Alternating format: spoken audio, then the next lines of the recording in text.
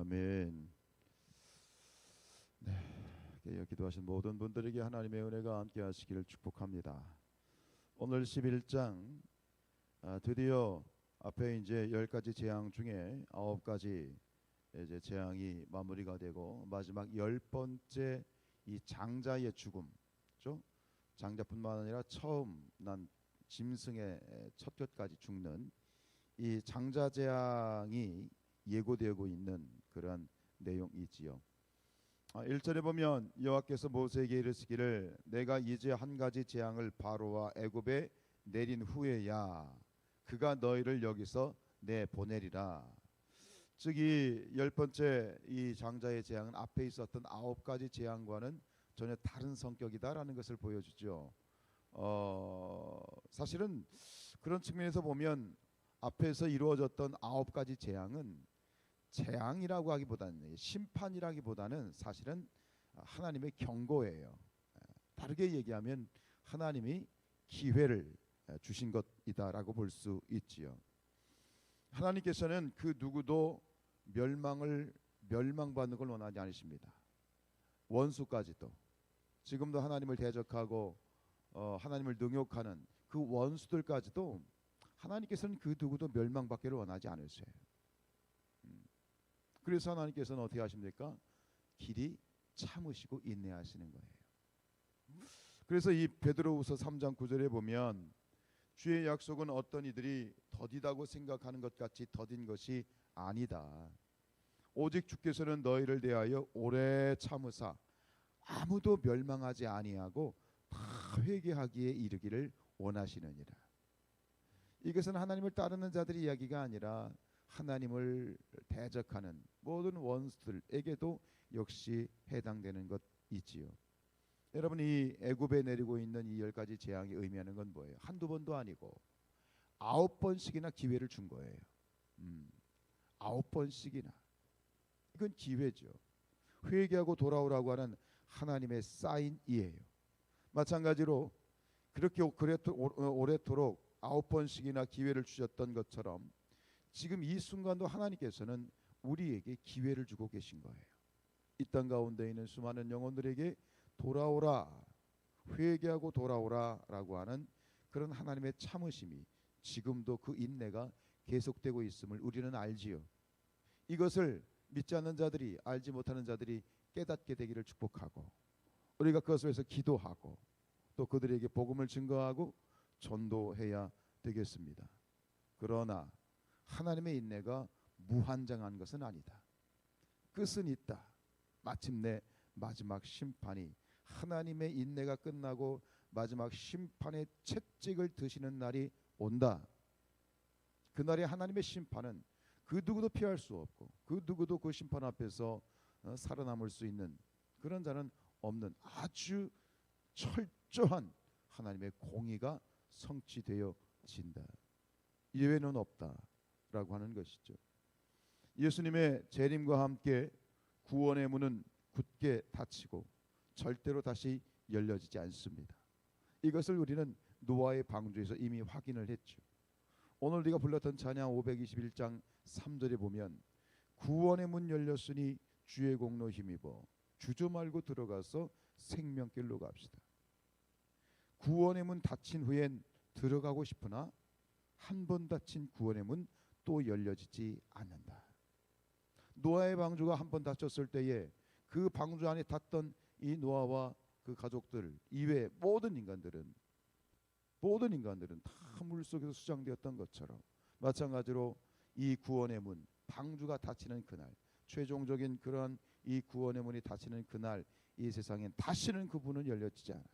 아무리 울부짖고 아무리 후회하고 아무리 통곡을 해도 그 문은 절대 열려지지 않는다. 이것을 우리가 분명히 가슴에 새겨야 되는데 끊임없이 주님께서도 우리에게 말씀하셨고 예수님이 직접 경고하셨죠.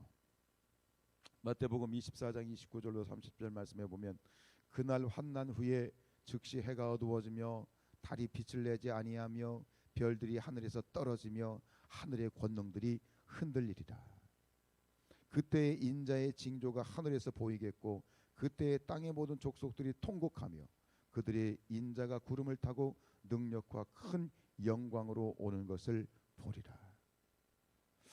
그런 마음이 들어요. 이도 아니고 저도 아닌 사람들이 있어요. 교회도 안 나오면서 나는 믿어 이런 사람들이 있어요. 정말 믿음이 있는 사람일 수도 있고 아닐 수도 있는데 확인해야 돼요. 그렇게 착각하고 스스로 위로받으면 안 돼요. 누구는, 내 가족 중에 누구는, 아니요, 확인을 해야죠. 스스로 위로를 삼는 사람들이 있어요. 확인하시기 바랍니다. 그 믿음이 있는지, 구원의 믿음이 있는지 확인하시기 바랍니다. 지금 이 땅에 크고 작은 재앙들이 계속되고 있어요. 현재의 재앙은 뭐예요? 경고예요. 그리고 경고이고 동시에 하나님이 회개하라는 회개의 기회죠. 여러분, 우리가 하나님 앞에서 기도할 것은 이 코로나라고 하는 이 상황도 마찬가지예요. 이 코로나도 하나님, 이것이 기회가 되어서 복음이 증거되는 그런 통로가 되게 하여 주옵소서. 어제도 그렇게 제가 광고를 드리고 말씀드렸지만 이제 이 마스크 전도제를 만들어서 좀 감사하게도 어느 집사님이 본인이 아파트에 전도를 하겠다 자원을 했어요. 오늘 오신 지 얼마 안 된 분이 자원을 해요. 그리고 100장을 가지고 와서 한번 딱 돌렸는데 전화가 왔더라고요. 목사님 100장 돌리는데 40분 걸렸어요. 너무 깊은 마음으로 전화를 주시더라고요. 코로나기 때문에 우리가 주눅 들어 있고 안 된다, 그것은 마귀의 생각인 거지. 하나님의 마음은 그렇지 않아요. 위기는 기회예요. 겉으로는 교회를 욕하고 교회가 어쩌니 저쩌니 얘기해도 그들의 마음 속에는 오히려 그렇게 말할수록 그들의 마음에는 갈급함이 있는 거예요. 누가 손을 잡아주기를 원하는 거예요. 누가 그 손을 잡아줄 수 있겠어요? 누가 그들을 위로할 수 있겠어요? 주님밖에 없는 것이지. 복음밖에 없는 것이지. 여러분, 이 위기가 기회고 하나님이 우리에게 주시는 경고임을 잊지 마십시다. 기도하면서 우리에게 허락하신 그 기회를 통해서 복음을 증거할 수 있는, 그래서 하나님이 준비하신 놀라운 은혜를 우리가 분명히 받아들이는 기회가 될 줄로 믿습니다. 그런데 오늘 말씀을 보면 이제 이루어질 그런 일들에 대해서 이제 곧 출애굽을 하게 될 거라는 그런 예고를 하면서 어떤 내용을 주시냐면 1절로 3절을 보면 참 특이한 내용을 주세요. 2절에 보면 뭐라고 얘기합니까? 백성에게 말하여 사람들에게 각기 이웃들에게 은금 패물을 구하게 하라. 이스라엘 백성들이 뭐라고 얘기냐면 저 애굽 사람들의 보물을 달라고 해라. 그럼 애굽 사람들이 순순히 그 보물을 내어놓았습니까? 그렇다는 거야. 그렇다는 거야. 3절에 보세요. 여호와께서 그 백성으로 애굽 사람의 은혜를 받게 하셨고 그 사람 모세는 애굽 땅에 있는 바로의 신하와 백성의 눈에 아주 위대하게 보였더라. 그런데 왜 하나님께서는 여기서 이토록 굳이 이스라엘 백성들하고 애굽 사람들의 이 보물을 취하게 하셨을까요? 굳이 그것이 필요했을까요? 필요했기 때문에 하나님 명령하신 것이겠죠.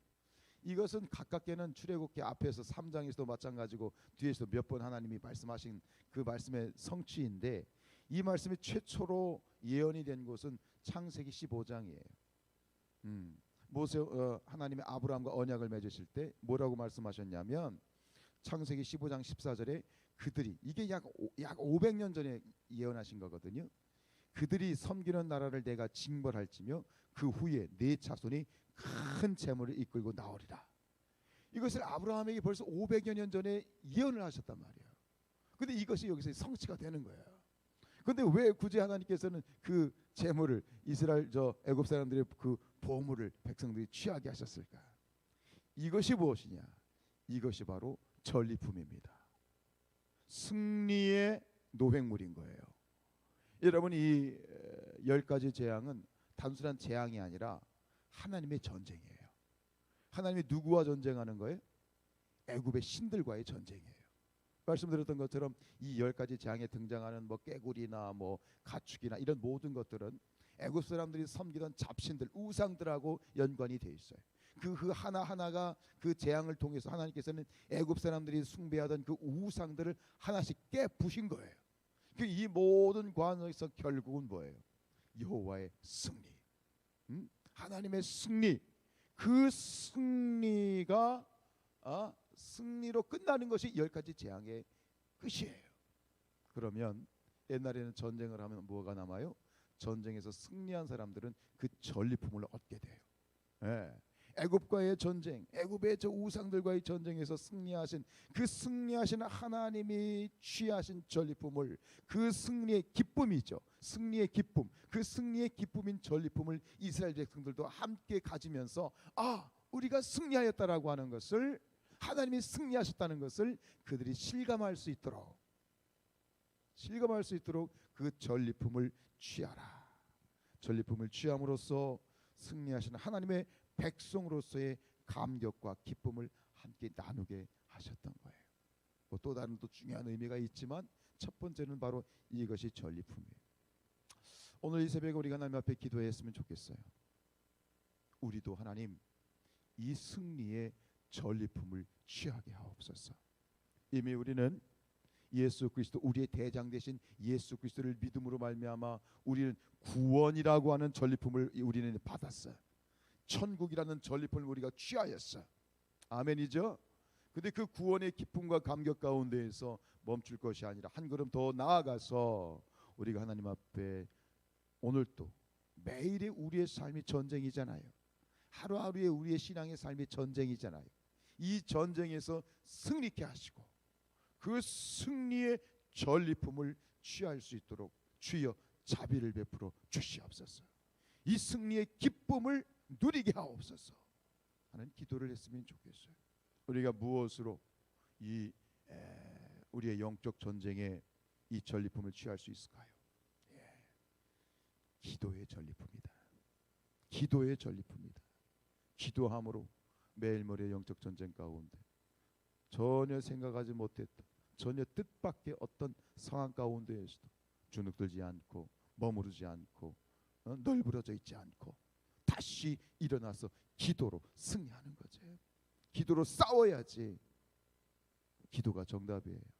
기도가 답이에요. 무엇으로 우리가 이 전쟁을 이길 수 있겠어요? 무엇으로 우리가 이 영적 전쟁에서 마귀 사단을 이길 수 있겠어요? 기도죠. 기도를 멈추지 마십시다. 기도가 멈춰져서는 안 돼요. 기도 없이는 승리할 수 없어요. 기도로 승리하십시다. 마침내 하나님께서 우리의 하루하루의 그러한 이 영적 전쟁의 기도의 이 선전포고 앞에서 저 마귀 사단이 한 길로 왔다가 7길로 도망가는 놀라운 그러한 영적 승리의 전리품을 하나님께서 우리에게 허락해 주실 줄로 믿습니다. 하나님, 이 기도의 전리품, 하나님 부흥의 전리품, 승리의 전리품 우리에게 취할 수 있도록 허락하여 주옵소서. 그런 구원의 은혜와 승리의 은혜가 오늘 이 하루도 또 영원히 함께 하시기를 주님의 이름으로 축원드립니다. 기도하겠습니다.